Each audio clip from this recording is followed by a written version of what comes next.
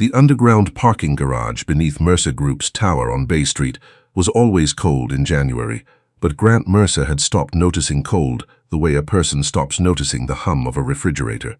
It was simply the texture of the hours before the world woke up. He stepped out of the lobby elevator at 6:43 in the morning, briefcase in one hand, phone already warm from calls, thinking about the 11 o'clock signing with the federal ministry that would make this the largest infrastructure contract in the company's 30-year history. He was 30 feet from his car when the voice came from behind him. "Please stop. Don't go any further, please." He turned. A girl stood near the base of the ramp that led to the lower level. 10, maybe 11 years old. She was wearing a winter coat 2 sizes too large, held shut with a safety pin where the zipper had failed. Her boots were mismatched, one black, one brown, and her dark hair was pulled back with an elastic band, the kind grocery stores wrap around vegetables. She was breathing hard, as though she had run here from somewhere that mattered. She was not lost. Her eyes were absolutely steady. "There's a gas leak," she said, "down on the lower level. I smelled it this morning. I saw the maintenance tape, but someone knocked it over, and nobody knows it's still bad down there." The overnight security guard was already moving toward them from the south stairwell entrance. "Sir, I'm sorry." She came in through the door. "How long have you been in the building?" Grant asked the girl, not the guard. "Since around 6. She didn't blink. "My dad and I stay in the stairwell sometimes when it gets really cold. The overnight guard knows us. He doesn't mind." Grant looked at his watch. 11 o'clock, 43 minutes of commute ahead. He looked at the girl. He looked at his car. "These things happen in older structures," he said. "They get detected. They get fixed." "I know what a gas leak smells like," she said, and there was nothing in her voice except the particular certainty of someone who has had to be right before and knows the cost of being wrong. "My dad taught me. He used to work in construction, and this one doesn't smell small." Grant took another step toward his car. She moved faster than he expected, placing herself between him and the vehicle with both hands raised. Not aggressive, just immovable, a child who had decided something and was not going to undecide it. The explosion was not loud, exactly. It was a deep percussive thud from the lower level, the kind of sound that lives in the chest before the ears understand it. The lights overhead flickered. A car alarm began shrieking 2 rows back. The smell reached them almost immediately, sharp, sulphurous, rolling up the concrete ramp like weather. The girl stumbled. Grant caught her arm before she went down. They stood there, neither of them speaking, while the alarm kept going, and something on the lower level continued to hiss. "You should call the fire department," she said finally, her voice smaller than it had been 30 seconds ago. Grant was already dialing. Her name was Cleo. She told him this in the lobby while the fire crews arrived, and Roland Pierce, Grant's CFO, called 3 times in 4 minutes about the morning schedule. Grant sent every call to voicemail. He bought Cleo a hot chocolate from the cart in the lobby and watched her drink it with the concentrated focus of someone who was very hungry and had decided not to make that obvious. "Is your father nearby?" he asked. "In the park across the street." A pause. "He doesn't sleep well when it's cold outside. He said he'd stay there until I came back." He knew what that meant. He had grown up in a different Toronto than the one she was describing, but he had not grown up without the capacity to understand what was in front of him. He called Susan, his assistant, and told her to push the morning back 2 hours. The silence on the line communicated a great deal without committing to any of it. Then he walked with Cleo across the street to find her father. The man was sitting on a bench by the fountain which had been drained for winter and filled with the gray snow that accumulates in urban spaces and refuses to look clean. He was perhaps 50 years old, lean in the way that is not chosen, and he was wearing a canvas work jacket that had been good quality once, some years ago. When he saw Cleo, he rose immediately, eyes scanning for anything wrong. "She's fine," Grant said. "I'm Grant Mercer. Your daughter may have just saved my life." The man looked at him carefully, then he extended his hand. "Henry Colquhoun." Something moved behind Henry's eyes when he heard Grant's name, there and gone, like a fish turning under dark water. They sat in a corner booth at a diner on King Street. Grant ordered coffee for himself and a full breakfast for both Cleo and her father, and nobody commented on that. Henry held his mug in both hands and answered questions with the quiet directness of someone who has had plenty of time to get used to telling his own story. "We had an apartment in Scarborough," he said. "I lost my position about 2 years ago. We stayed afloat for a while on savings, and my wife Elena was working doubles at the hospital laundry. Then she slipped on the ice in the parking lot there in November of 23. She's in long-term care now in Mississauga." He said it the way a person recites the terms of an agreement they didn't negotiate. "After her accident, the apartment went. Cleo's been with me since." Cleo, beside him, did not look up from her toast. She had heard this before. "And the job you lost," Grant said carefully, "what was the work?" Henry looked at him with an expression that was not quite a smile. "Project management. Construction. 14 years in the industry, 12 of them with the same company." Grant set down his cup. "I ran the Northgate project," Henry said, "and the Lakeshore expansion before it. The Queen Street retrofit in 2017. He paused. "I worked for you, Mr. Mercer. You let me go in the spring of 22 as part of the restructuring. I received an email from Human Resources informing me of my severance package. I thought there might be a follow-up call." He looked at his coffee. There wasn't. The Northgate project. Grant knew it the way a person knows a scar, not by looking but by the specific quality of the ache. It had been Mercer Group's first major federal contract, the project that had built the company's credibility with government clients. It had also nearly failed, a subtle flaw in the foundation design that 3 engineers had signed off on without catching. A flaw that would have caused the structure to shift within a decade. Someone on the project management team had caught it over a single long weekend and quietly corrected the entire plan before it reached the ministry review. Grant had been told that the problem had been handled internally. He had never learned by whom. "That was you," he said. "The foundation problem, you found it." "I did," Henry's voice was even. "I didn't know your name." "No," Henry said, "you didn't." He said it without accusation. That was the part that was hardest to sit with. Cleo was watching them both from across the table with her dark, careful eyes. She was a child who had learned to observe quietly and trust slowly, and she was not pretending to do anything else. "I'm sorry," Grant said, "for all of it, the way it ended. You deserved a conversation, not a form letter." Henry was quiet for a moment. "It was business," he said finally. "That's what the email said." Grant arranged a vacant apartment in a building his company managed, a unit that had sat empty for months, held for a senior employee who had relocated to Vancouver and never returned. He told himself it was temporary while he sorted out something more permanent. He told himself this for about 4 days, until Cleo appeared in his office doorway on a Thursday morning, while Susan stood behind her with the expression of someone watching a weather event develop.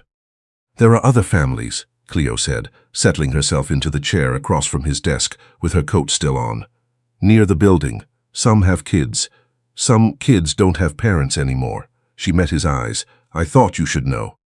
He spent the following Saturday with her, walking through the parts of the city his company had built, but he had never lived in. He met a woman named Doreen, who had cleaned offices in one of his towers for 6 years before her contractor was quietly dismissed without notice. He met 2 teenage brothers, Marcus and Riku, who rotated through shelters and attended school in the same clothes every day, because the shelter's laundry cycle ran every 2 weeks. He met a grandmother named Lois who was raising her 2 grandchildren, while their mother was in treatment, who made tea for all of them, with the deliberate hospitality of someone who has very little and will not let that determine what kind of person she is. He walked through each of these lives with the methodical attention of an engineer reading site conditions. Cleo walked beside him, answering his questions with the precision of someone who had been watching for a long time. "How do you know all this?" he asked. She shrugged. "You learn people when you need to, and nobody notices kids like me, so we see everything." In the car on the way back, he asked his phone to pull up the records on the 2022 restructuring. The number in the summary report, 847 families affected across the company's direct and contracted workforce, sat in his chest like something structural that had been load-bearing without his knowing it.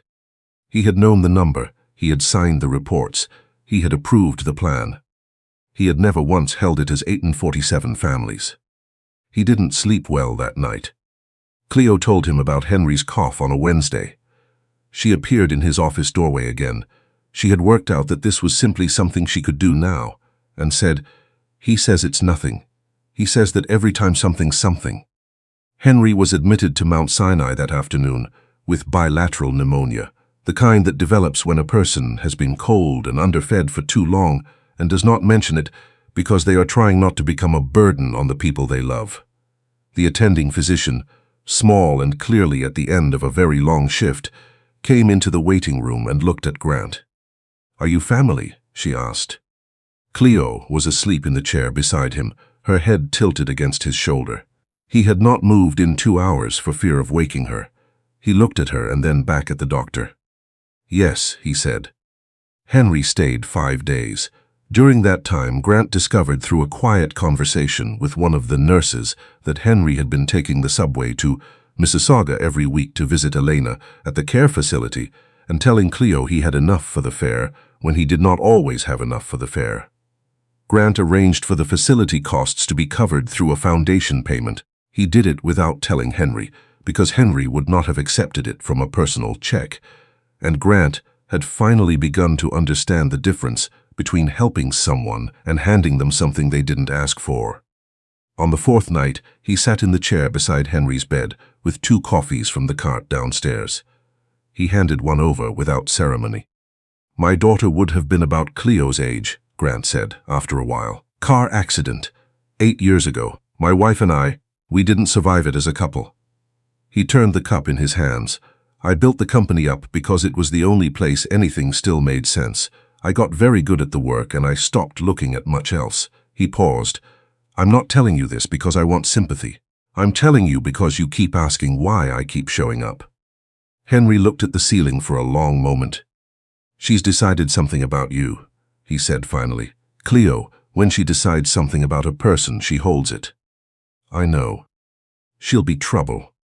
Grant thought of a girl in a mismatched coat, standing between him and a parking garage, with the gas already building in the lower level. "She already saved my life. I figure I owe her the trouble."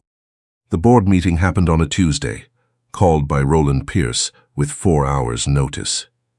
Roland presented his concerns with the careful reasonableness of someone who had rehearsed them to sound like something other than what they were. "The foundation is admirable," Roland said, hands folded, "but the regulatory exposure, the capital commitment, the optics of the timing, all of this, precisely when we're consolidating the federal relationship." "The federal contract is signed," Grant said. "For now, the ministry watches how we manage public perception.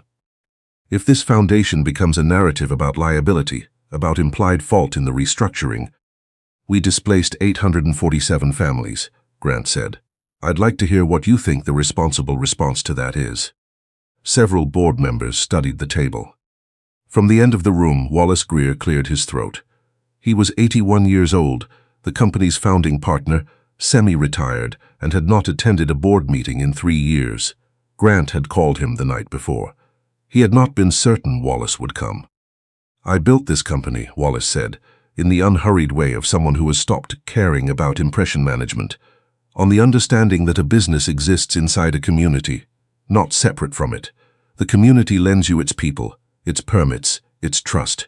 You pay it back, or eventually you discover you've built on very bad ground." He looked at Roland without particular warmth. "I've watched this company become quite efficient at extraction. I am glad to see it remember the other direction." Roland said nothing. The board meeting did not end the way Roland had planned. 2 weeks later, an internal review of the 2022 restructuring documentation produced findings about certain contractor decision processes that Roland had overseen. He tendered his resignation in March. The night Cleo slipped a folded piece of paper under the door of the 14th floor coordination room. The space Grant had converted into a foundation office, which now held donated computers, a resource library, and a hand-lettered sign above the door that said "Everyone welcome." He was still at his desk at 10 o'clock. He unfolded the paper. In careful, deliberate handwriting, "We won't let them take this place. We know how to not have things taken." He sat with that for a while. Then he picked up the phone and called Wallace Greer, and they talked for an hour about what a company is actually for. 6 months after the gas explosion in the parking garage, the Mercer Foundation marked its first official program anniversary. The 14th floor held a resource center for displaced trades workers, a computer lab, and a study room where 17 children came every weekday after school. The federal ministry sent a representative. 3 city councilors attended. Wallace Greer sat in the front row, in the chair Cleo had reserved for him with a hand-lettered sign. Very old and very important. He had laughed at it for a full minute and was still smiling when the program began. Henry Colquhoun stood near the back of the room with his hands in his pockets, healthier than he had been in 2 years. His spine returned to the straightness of a man who has remembered how to take up his proper space. He was 3 weeks into a project management contract with a mid-size infrastructure firm. Grant's chief engineer had made the introduction unprompted. Henry had secured the position entirely on the merit of his file. Cleo stood at a small podium. She had asked to say a few words. Grant had said, of course. He had not known what the few words would be. She smoothed the paper in front of her, looked up at the room, and began. My dad taught me that when you find a structural flaw, you don't cover it and hope. You fix it, even if it's expensive, even if it means starting part of the plan over. She paused. I think people work the same way. Mr. Mercer's company had a structural flaw. A lot of families fell through it. That's not how you build something that lasts. She looked at Grant, who was standing to the left of the room. He had been looking at his shoes. He looked up. He's fixing it, Cleo said. Slowly. He still doesn't always know what he's doing. There was laughter, and even Grant smiled. But he shows up, and he listens, and when my dad was in the hospital and it was 2 in the morning and I didn't know what was going to happen, he was just there. She folded her paper with great care. That's all. The room was quiet in the way rooms become when something honest has been said in them. At the back, Henry looked at the ceiling. He was not going to cry in public, which meant he was very close. Grant looked at Cleo stepping down from the podium with the careful dignity of a child who has said something important and knows it and felt something he had not felt in a very long time. The particular sensation of a person who has been standing still for years and has finally, slowly, begun to move again. Not toward an acquisition, or a contract, or a number in a quarterly report, but toward something that had been waiting all along with the patience of a girl in a too large coat, standing between him and a door that would have killed him, certain enough of what she knew to hold her ground until he listened. The foundation's waiting list by end of month would reach 230 families. Cleo already had ideas about that.